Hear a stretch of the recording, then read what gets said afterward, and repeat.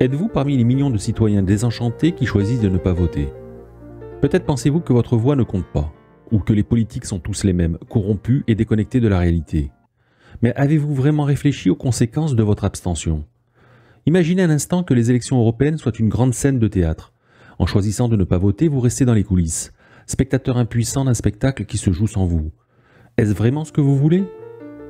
Voter, même blanc, est plus qu'un simple geste. C'est un signal puissant. C'est dire aux politiciens que vous êtes là, que vous observez et que vous exigez mieux. Au contraire, ne pas voter, c'est laisser les autres décider pour vous, et souvent ceux qui ne partagent pas vos valeurs.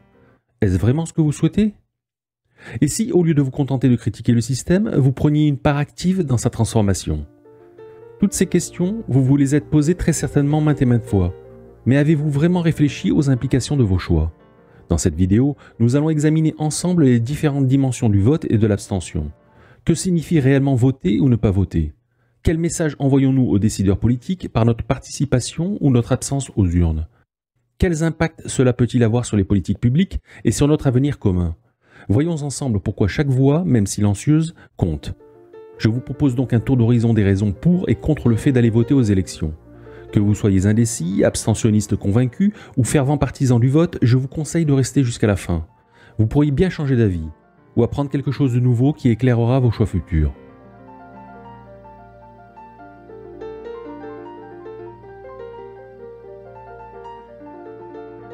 Beaucoup de gens ont perdu confiance dans les institutions politiques, et ce n'est pas sans raison.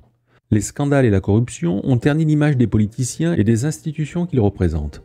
Pensez par exemple à l'affaire Cahuzac en France, où un ministre du budget a été pris en flagrant délit de fraude fiscale. De tels événements amènent beaucoup de gens à se demander « Mon vote compte-t-il vraiment ?» Vous avez probablement ressenti ce même désenchantement en entendant parler de tels scandales. Un autre exemple frappant est le scandale du Watergate aux États-Unis dans les années 1970. Ce scandale a révélé l'implication du président Nixon et de son administration dans des activités illégales pour couvrir un cambriolage politique. Cet événement a gravement érodé la confiance des citoyens dans leurs dirigeants. Ces exemples montrent comment les actions malhonnêtes de quelques-uns peuvent affecter la perception de l'ensemble du système politique. Pierre Bourdieu, dans son ouvrage La noblesse d'État, explique comment les élites politiques peuvent se déconnecter des citoyens ordinaires. Cette déconnexion renforce le cynisme et la méfiance envers la politique. Selon Bourdieu, les citoyens se sentent négligés et non représentés, ce qui les pousse à ne pas voter. Ils voient les politiciens comme une classe à part, éloignés de leurs préoccupations quotidiennes. Vous êtes peut-être dans ce cas-là. David Easton, avec sa théorie des systèmes politiques, parle de la crise de la légitimité. Il explique comment les scandales et les déceptions successives peuvent affaiblir la confiance dans les institutions. Chaque scandale mine un peu plus la crédibilité des systèmes politiques, conduisant à une baisse de participation électorale. Les citoyens se sentent trahis et désillusionnés, ce qui les incite à se détourner du vote. En résumé, la désillusion et la méfiance envers la politique sont des raisons majeures pour lesquelles beaucoup de citoyens choisissent de ne pas voter. Les scandales, la corruption et le sentiment que les politiciens sont déconnectés des réalités quotidiennes contribuent à cette perte de confiance. Ces facteurs combinés créent un environnement où l'abstention devient une forme de protestation silencieuse contre un système perçu comme dysfonctionnel. Vous voyez, ce n'est pas seulement une question d'indifférence, mais souvent une réaction aux défaillances perçues du système politique. Vous avez peut-être l'impression que votre vote n'a pas de poids dans les décisions prises à Bruxelles. Les institutions européennes peuvent sembler éloignées et compliquées, et il est facile de se sentir déconnecté de ce qui s'y passe. Prenons un instant pour illustrer cette complexité. L'Union européenne est composée de plusieurs institutions. La Commission européenne, le Parlement européen, le Conseil de l'Union européenne et d'autres encore. Chacune de ces institutions joue un rôle spécifique dans le processus législatif. La Commission propose des lois, le Parlement et le Conseil les discutent et les approuvent. Ce processus peut sembler opaque et difficile à suivre pour le citoyen moyen. Hannah Arendt, dans La condition de l'homme moderne, parle de l'aliénation des citoyens dans les systèmes politiques complexes. Elle explique comment la complexité des institutions peut créer une distance entre les gouvernants et les gouvernés, rendant les citoyens passifs et déconnectés. Vous pouvez ressentir cette aliénation lorsque vous regardez le fonctionnement de l'UE et avez l'impression que votre voix individuelle se perd dans un labyrinthe bureaucratique. Anthony Downs, dans une théorie économique de la démocratie, explique pourquoi certains peuvent juger que leur vote est insignifiant. Selon lui, le coût de s'informer et de voter est souvent perçu comme supérieur aux bénéfices potentiels, surtout si l'individu pense que son vote ne changera pas l'issue des élections. Cette théorie aide à comprendre pourquoi tant de gens se sentent inefficaces et choisissent de ne pas participer. En résumé, le sentiment d'inefficacité est une raison courante pour laquelle les gens choisissent de ne pas voter. Les institutions européennes, avec leur complexité et leur éloignement perçu, peuvent renforcer ce sentiment d'aliénation et de déconnexion. Pourtant, même si ces systèmes semblent éloignés, chaque vote contribue à la direction que prend l'Union européenne. Reconnaître ce sentiment d'inefficacité est la première étape pour comprendre l'importance de surmonter cette perception et de participer au processus démocratique. Le manque d'éducation civique et de couverture médiatique sur les enjeux européens laisse beaucoup de gens dans l'ignorance. Si on ne comprend pas les enjeux, pourquoi s'intéresserait-on aux élections ? Prenons l'exemple de la couverture médiatique des élections européennes. Souvent, les médias se concentrent davantage sur les élections nationales, laissant les élections européennes en arrière-plan. Les débats et les programmes électoraux des candidats européens reçoivent beaucoup moins d'attention, ce qui conduit à un manque de sensibilisation et d'information parmi les électeurs potentiels. Ce déficit d'information fait que beaucoup de citoyens ne connaissent pas les compétences et le rôle des institutions européennes ni les implications de leur vote. Robert Daul, dans La démocratie et ses critiques, souligne l'importance d'une information adéquate pour un fonctionnement démocratique sain. Selon Daul, la démocratie repose sur des citoyens bien informés qui peuvent faire des choix éclairés. Sans une couverture médiatique suffisante et une éducation civique robuste, les citoyens ne peuvent pas participer pleinement et efficacement au processus démocratique. Vous avez peut-être vous-même ressenti cette frustration de ne pas avoir assez d'informations pour faire un choix éclairé. Jürgen Habermas, dans l'espace public, discute de l'importance d'un espace public où les citoyens peuvent débattre et s'informer sur les questions politiques.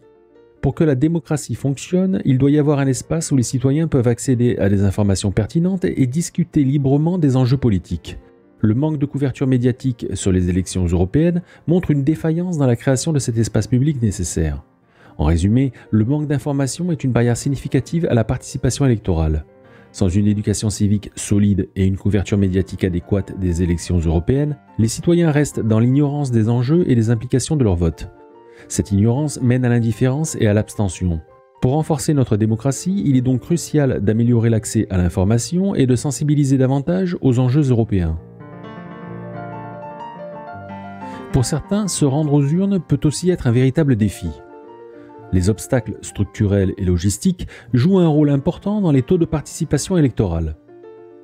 Imaginez que votre bureau de vote soit loin de chez vous, que les horaires d'ouverture ne coïncident pas avec votre emploi du temps, ou encore que vous rencontriez des difficultés à vous déplacer.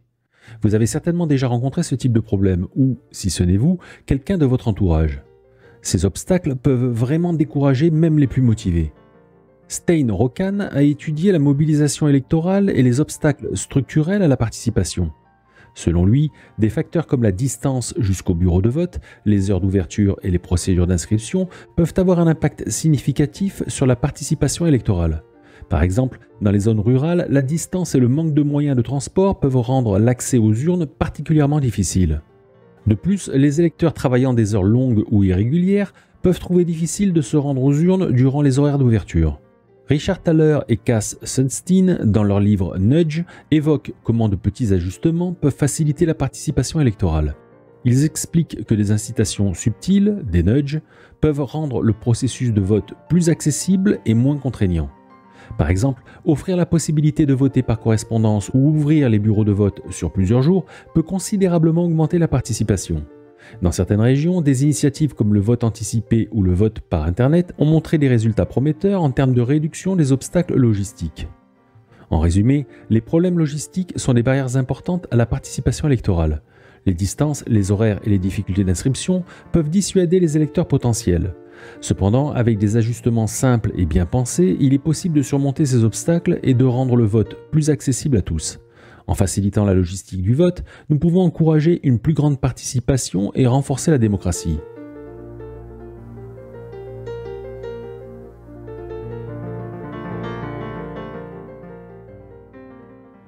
Exercer son droit démocratique est l'une des raisons les plus fondamentales de participer aux élections. Voter est un pilier de la démocratie qui permet à chaque citoyen de s'exprimer et de contribuer au processus décisionnel de son pays. Alexis de Tocqueville, dans De la démocratie en Amérique, a souligné l'importance de la participation citoyenne pour le bon fonctionnement d'une démocratie. Selon Tocqueville, une démocratie ne peut prospérer que si ses citoyens sont actifs et engagés dans le processus politique. Voter est l'un des moyens les plus directs pour les citoyens de participer à la vie publique et de s'assurer que leurs voix sont entendues. Lorsque les citoyens votent, ils exercent leur souveraineté et influencent les décisions qui les affectent directement. John Stuart Mill, dans Considérations sur le gouvernement représentatif, soutient l'idée que chaque vote contribue à la santé démocratique d'une société. Mill argumente que le vote n'est pas seulement un droit, mais aussi un devoir civique. En votant, les citoyens participent à la formation du gouvernement et à la détermination des politiques publiques. Chaque vote compte et contribue à la représentation des divers intérêts et opinions au sein de la société. En votant, nous exerçons notre droit de participer à la démocratie et de façonner l'avenir de notre société. C'est un acte de responsabilité civique qui permet de renforcer les institutions démocratiques et de garantir que le gouvernement reste représentatif et redevable envers ses citoyens. Ne pas voter, c'est renoncer à cette opportunité de faire entendre sa voix et de contribuer à la direction que prend notre pays. Mais voter aux élections européennes ne se limite pas à exercer un droit démocratique. C'est aussi une manière d'influencer directement les politiques qui affectent notre quotidien. En votant, nous avons le pouvoir de choisir des représentants qui vont défendre nos intérêts et travailler sur des questions cruciales telles que l'environnement, l'économie et les droits sociaux. Robert Putnam, dans Making Democracy Work, analyse comment la participation civique renforce les institutions démocratiques. Selon Putnam, une participation active des citoyens dans le processus électoral est essentielle pour garantir que les institutions demeurent responsables et réactives. Plus les citoyens s'impliquent, plus les institutions sont susceptibles de refléter les véritables aspirations et préoccupations de la société. Ainsi, en votant aux élections européennes, nous contribuons à façonner les politiques publiques de manière qu'elles répondent réellement aux besoins des citoyens. Joseph Schumpeter, dans Capitalisme, Socialisme et Démocratie, évoque le rôle crucial de la participation électorale dans la sélection des dirigeants. Pour Schumpeter, la démocratie repose sur la capacité des citoyens à choisir leurs dirigeants à travers des élections libres et justes. Ce processus de sélection est fondamental pour garantir que les personnes au pouvoir sont celles que la majorité considère comme les mieux qualifiées pour gouverner. En votant aux élections européennes, nous avons la possibilité de sélectionner des représentants qui partageront notre vision et nos valeurs, influençant ainsi la direction politique de l'Union européenne. En résumé, l'influence sur les politiques européennes est une raison cruciale de participer aux élections. Robert Putnam et Joseph Schumpeter mettent en évidence l'importance de la participation civique pour renforcer les institutions démocratiques et garantir une sélection efficace des dirigeants. En votant, nous avons le pouvoir de façonner les politiques publiques et de contribuer à un avenir qui reflète nos valeurs et nos besoins. Mais voter ne se résume pas seulement à choisir des représentants ou à influencer des politiques spécifiques. C'est aussi un acte fondamental pour renforcer la légitimité démocratique de nos institutions. Lorsque les citoyens participent massivement aux élections, ils contribuent à donner une assise plus solide et plus légitime au gouvernement et aux institutions politiques. Max Weber, dans Économie et Société, aborde la question de la légitimité des institutions. Selon Weber, la légitimité est essentielle pour que les institutions soient respectées et acceptées par les citoyens. Une participation électorale élevée renforce cette légitimité en montrant que les institutions reposent sur le consentement actif de la population. En d'autres termes, plus les citoyens votent, plus les institutions politiques peuvent être perçues comme légitimes et représentatives de la volonté populaire. Seymour Martin Lipset, dans ses théories sur la légitimité et la stabilité des démocraties, souligne également l'importance de la participation électorale pour la stabilité politique. Lipset soutient que la légitimité des gouvernements est directement liée à la participation des citoyens. Lorsque les citoyens se sentent impliqués et voient que leur vote compte, ils sont plus enclins à respecter et à soutenir les institutions démocratiques. Cela réduit les risques de mécontentement et de tensions sociales, car les citoyens sentent qu'ils ont un rôle actif à jouer dans le fonctionnement de la société. En votant, nous contribuons donc à renforcer la légitimité démocratique de nos institutions. Chaque vote est une affirmation de notre engagement envers le processus démocratique et une reconnaissance de l'importance de notre participation. Cela envoie un message fort au gouvernement et aux institutions. Ils doivent être redevables et répondre aux attentes des citoyens. Une forte participation électorale est le signe d'une démocratie saine et robuste, où les institutions sont soutenues par une base solide de citoyens engagés. Le renforcement de la légitimité démocratique est donc une raison capitale pour voter.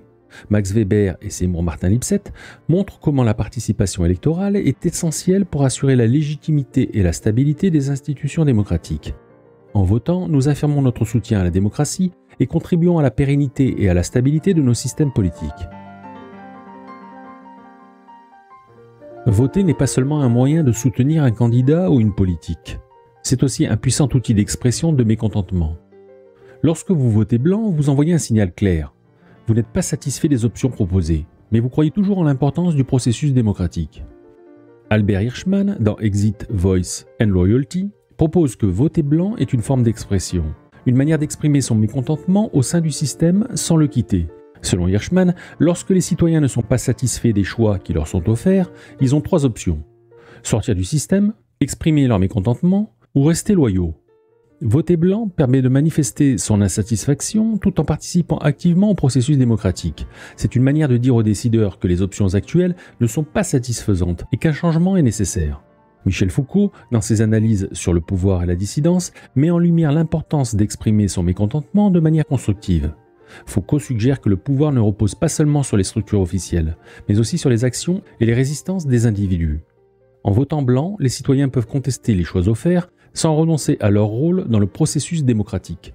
Cette forme de dissidence constructive peut inciter les politiciens à prendre en compte les préoccupations des électeurs insatisfaits et à ajuster leur programme en conséquence.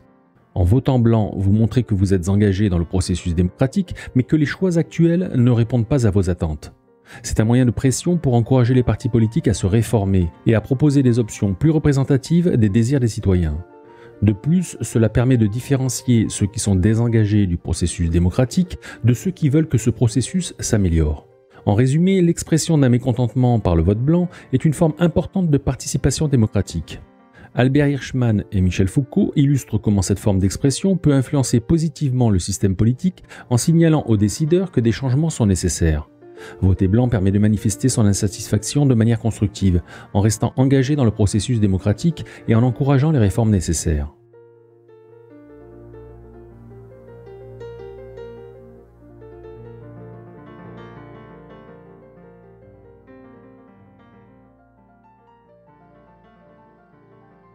Voter aux élections européennes n'est pas seulement un acte de citoyenneté nationale, mais aussi une contribution à la construction et au renforcement d'un projet européen commun. En participant aux élections, vous soutenez l'idée d'une Europe unie, solidaire et intégrée. Cet argument s'adresse particulièrement à ceux qui sont convaincus du bien fondé de l'Union européenne. Cependant, il est clair que pour ceux qui ne partagent pas cette conviction, il ne suffira pas à les persuader de voter.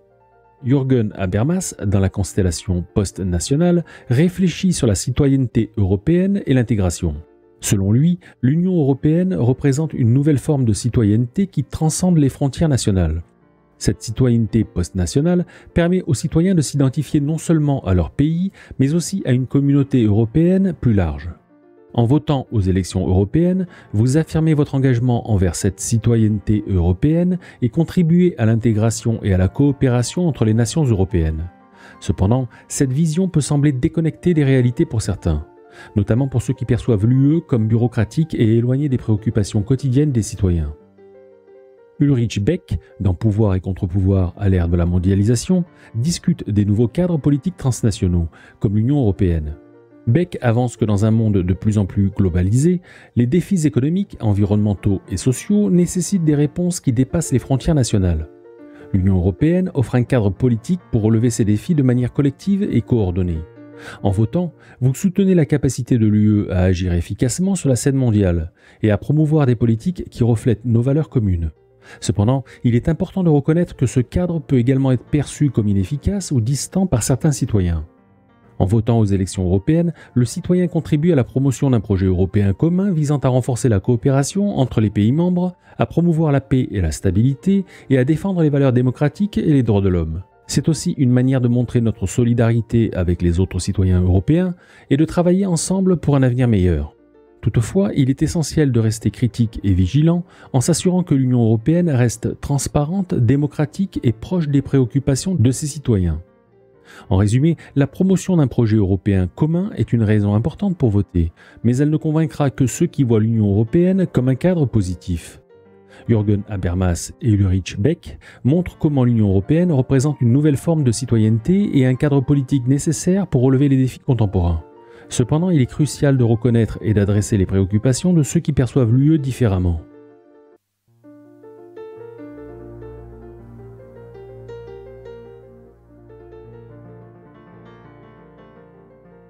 Voter est certes un acte démocratique essentiel, mais pour que ce geste soit constructif, il est essentiel de s'informer et de faire un choix éclairé.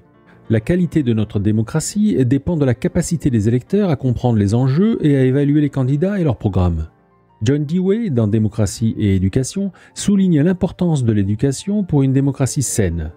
Selon Dewey, une démocratie ne peut fonctionner efficacement que si ses citoyens sont bien informés et éduqués. L'éducation civique joue un rôle crucial en aidant les citoyens à comprendre les mécanismes politiques et les implications de leurs choix électoraux. En s'informant avant de voter, les citoyens peuvent faire des choix plus réfléchis et contribuer à la qualité du processus démocratique. Anthony Downs, dans sa théorie sur l'économie de l'information, explique pourquoi il est nécessaire pour les électeurs de s'informer pour faire des choix éclairés. Selon Downs, le processus de vote implique des coûts et des bénéfices. Les électeurs doivent investir du temps et des efforts pour s'informer sur les candidats, les programmes et les enjeux politiques. Cet investissement est crucial pour éviter de faire des choix basés sur des informations incomplètes ou erronées. En s'informant, les électeurs peuvent évaluer de manière critique les propositions des candidats et choisir ceux qui représentent le mieux leurs intérêts et leurs valeurs. En s'informant avant de voter, nous nous assurons que notre voix contribue de manière constructive au processus démocratique. Cela signifie lire les programmes des candidats, suivre les débats et comprendre les implications des différentes propositions politiques. En prenant le temps de s'informer, nous renforçons notre capacité à faire des choix éclairés et à participer de manière significative à la démocratie. Un système peut difficilement être considéré comme véritablement démocratique si les citoyens ne sont pas informés. La démocratie repose sur la participation éclairée des citoyens, ce qui signifie qu'ils doivent avoir accès à une information complète et impartiale. Sans cette information, les électeurs ne peuvent pas évaluer correctement les candidats et les politiques, ce qui affaiblit le processus démocratique. John Dewey affirme que l'éducation est essentielle pour préparer les citoyens à participer activement et efficacement à la démocratie. Une population bien informée est mieux équipée pour choisir des dirigeants compétents et pour tenir ces dirigeants responsables de leurs actions. Lorsque l'information est censurée ou que la désinformation se répand, la capacité des citoyens à faire des choix éclairés est gravement compromise. Dans de nombreux régimes autoritaires, le contrôle de l'information est utilisé pour manipuler l'opinion publique et maintenir le pouvoir en place. La censure empêche les citoyens d'accéder à une diversité de points de vue et de faits, ce qui est crucial pour un débat public sain et pour la prise de décision démocratique. Même dans des démocraties où l'accès à l'information est garanti, il est important que les citoyens fassent l'effort de s'informer. Anthony Downs explique que les électeurs peuvent parfois juger que le coût de l'information est trop élevé par rapport aux bénéfices, ce qui les conduit à rester désinformés. Cependant, sans cet effort, la démocratie perd de sa substance, car les décisions prises ne reflètent pas les véritables intérêts et besoins de la population. Un système démocratique ne peut donc fonctionner correctement que si les citoyens sont informés. Que ce soit par l'éducation civique, la libre circulation de l'information ou par les efforts individuels pour rester informés, l'accès à une information de qualité est indispensable. Sans cela, la démocratie risque de devenir une façade où les choix des électeurs sont basés sur des informations biaisées ou insuffisantes, compromettant ainsi la légitimité et l'efficacité du système démocratique. Et vous qui m'écoutez, vous considérez-vous suffisamment bien informé? Et sinon, pour quelles raisons? Ça m'intéresse de savoir ce que vous en pensez dans le contexte actuel particulièrement brûlant. Nous avons exploré ensemble les diverses dimensions du vote et de l'abstention. Voter, même blanc, est un moyen puissant d'exercer notre droit démocratique, d'influencer les politiques publiques et de renforcer la légitimité de nos institutions. Faites entendre votre voix. Que vous soyez indécis, abstentionniste, convaincu ou fervent partisan du vote, prenez le temps de vous informer. Allez voter, ou choisissez de ne pas le faire, mais faites-le en conscience. Chaque voix compte et la vôtre pourrait faire toute la différence. Merci d'avoir regardé cette vidéo. Si vous avez trouvé ce contenu utile, partagez-le, aimez-le et abonnez-vous pour plus de discussions sur des sujets importants. Et à bientôt pour une prochaine vidéo.